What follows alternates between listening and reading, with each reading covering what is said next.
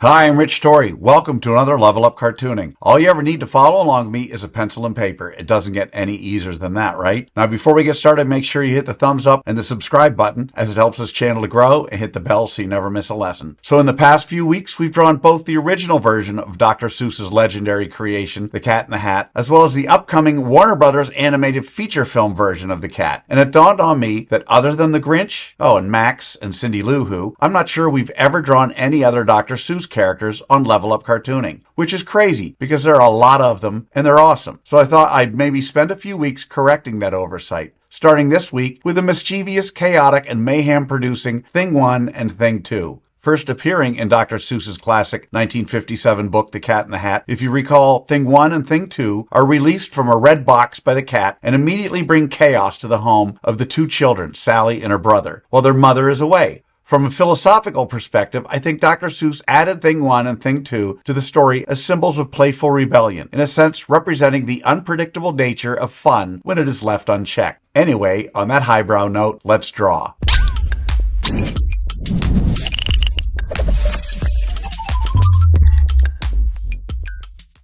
We're going to draw Thing 1 and Thing 2 step by step, giving you the secret formula to be able to draw them again and again. If you've watched any of my other videos, you know I normally use the character's head to figure out how big the entire character is. In this standing pose, both Thing 1 and Thing 2 are just under 4 heads tall, not counting their giant wave of blue hair. In other words, however tall the oval we use for their heads, their entire body is just under 4 of those tall, with their hair sticking up and out about another head tall. Okay, so what do you say we get started with a roadmap for Thing 1 and Thing 2 from Dr. Seuss's classic, A Cat in the Hat?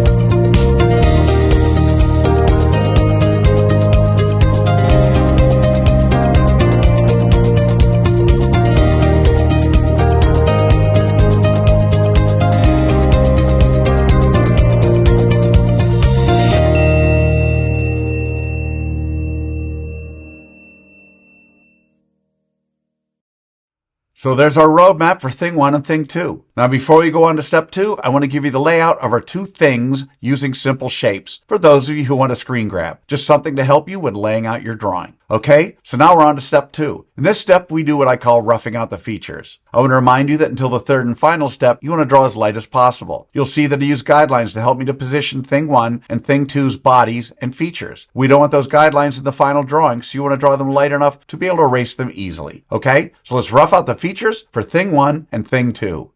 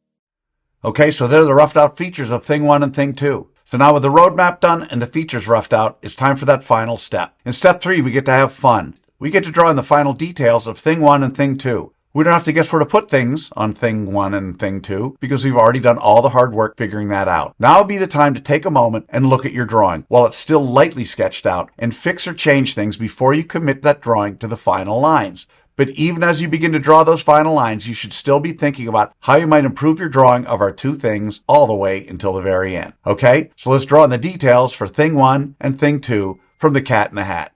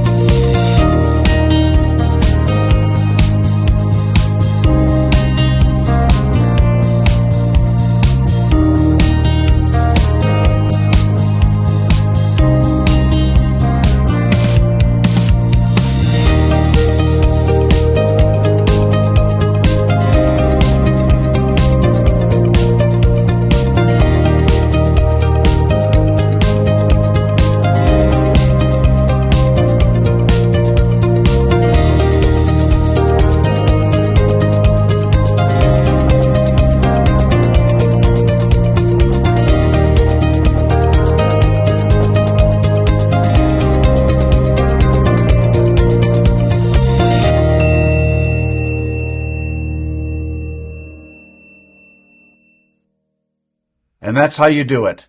There you have it from Dr. Seuss's 1957 classic, The Cat in the Hat, Thing 1 and Thing 2.